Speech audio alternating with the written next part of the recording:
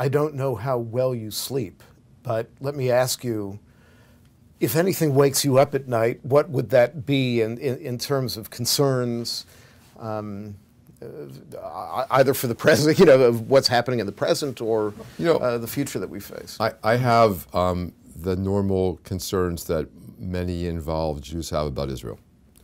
So if I'm waking up at night worrying about the Jewish future, it's mainly about Israel. We have internal divisions, and that's bad enough, but we have people who want us off the map. And that's truly scary because you've been there before. So I worry about Israel. Unlike many others, however, I don't worry much about American Jews. I don't play the numbers game. If there are fewer American Jews, but the Jews that are there are more committed, more involved, Judaism is a more substantial part of their lives, we've never survived on numbers. We've survived on quality. We'll survive and thrive on quality here too. The thing to me which gets me is, how can you have these enormous blessings that Jews have right now and have so many Jews not take advantage of them? And if they've been exposed time after time to the opportunity for meaningful Jewish experience and they turn their back on it, okay, let them bear the responsibility for that. That's their choice. But I constantly meet Jews who've never been opened up to a Jewish text in an exciting way, who've never been given a vision of Judaism which is truly authentic, truly based in the sources, but also truly open to the modern world. They've never had that. They've never known that. They've never experienced a synagogue where the worship service is vital and energizing and exciting. They've never known that. So if they've been deprived, then it's our fault. It's the organized Jewish community's fault. It's our job to reach those people. And we especially want to reach them when they're young, when they're making these choices for the first time about how to live. And so you want your institution, your Jewish institution, to be out there providing these new experiences of meaning and of community to help Jews grow. Mm-hmm. I think that is incredibly well put and on the mark. And anybody who observes the Jewish world is amazed, in a sense, by the dichotomy that you portray between the experience of engagement that many people have, and anybody who's been to a Jewish summer camp, it doesn't matter what denomination is sponsoring it, or adult learning, a dynamic adult learning program, and sees the quality of that experience. And you wonder, why isn't it that there aren't more people, or let me rephrase that, what about those people who haven't yet experienced that? What takes them over that Rubicon, I guess, and maybe that's the answer that no one really has. But because there's more than one portal, there's more than one way to cross that Rubicon, but in every single case, we know it's an experience. It's not abstract book learning, although books can be an important part of it, but books brought to life. And it's usually a teacher, a rabbi, an exemplar, someone with some charisma. And very often, comes from research that Stephen Cohen and I did about 10 years ago, grandparents turn out to be crucial to this. And one wonders, why skip over the parents' generation? And I'm not a psychologist, but I think it has to do with the real excitement we have of carrying on from one generation to another, particularly when you get to the stage in life when you have your own kids. And you can carry on something precious that you received, not just from parents, but from grandparents. And the grandparents here embody this continuity of generations. And so this precious aspect of Judaism, that we're not just here for today, that we are bearing a heritage from a long time ago into the future, this is a great attraction to people if it's presented to them in a form that's alive, that's not threatening, and that doesn't call on them to leave the wider world behind.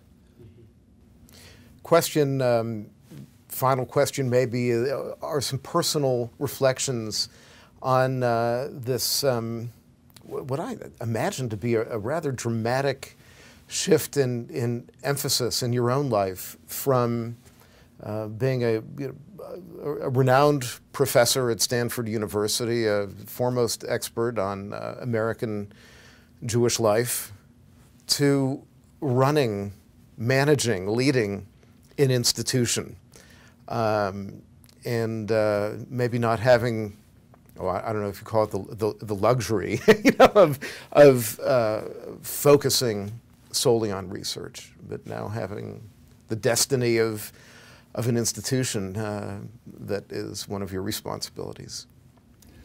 Yeah, people say to me, what's different? And I say, well, there are two obvious things that's different. One is my hair is graying at a faster pace. The other is I eat a lot more salmon than I ever did before because one goes to a lot of dinners. I don't sleep quite as well as I used to. Seriously, when you're a professor, your time is your own to a remarkable degree, especially at a great university like Stanford, where I was. You're in the classroom a certain number of hours a week, but it's your choice what you teach. It's your choice when you teach it, and most of the time you're in your study reading or writing.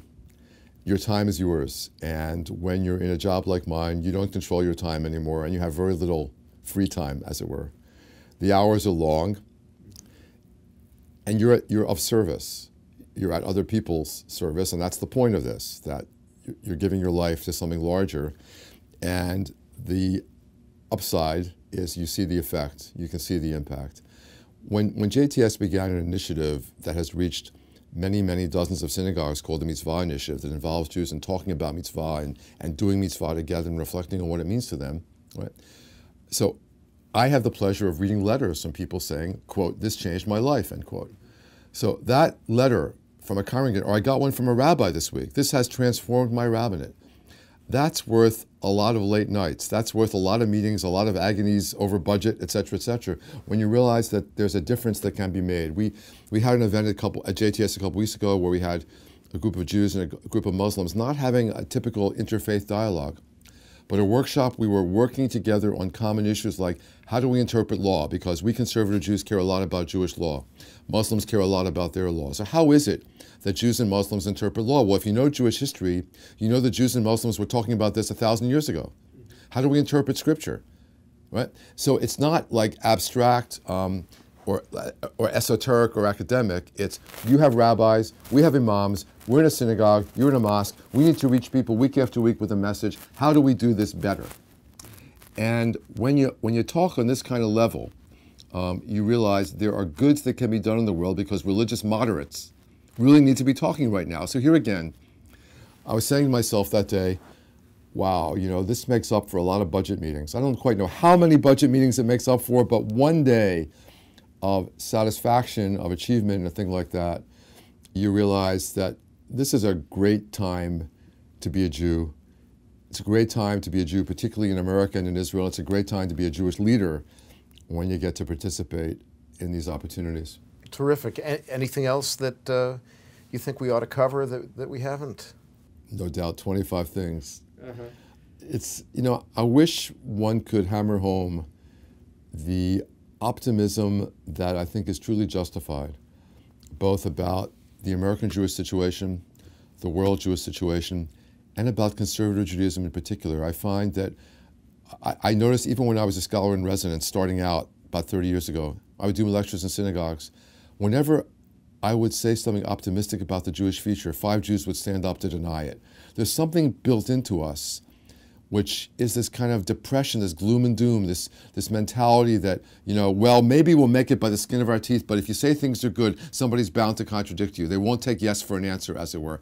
And it seems that particularly conservative Jews are often of this mindset, or maybe I just see it because I'm representing JTS, but I wish we could carry out the message that if we play our cards right, it's a great time for Judaism, it's a great time for conservative Judaism, because Judaism has a lot to offer always, and certainly right now.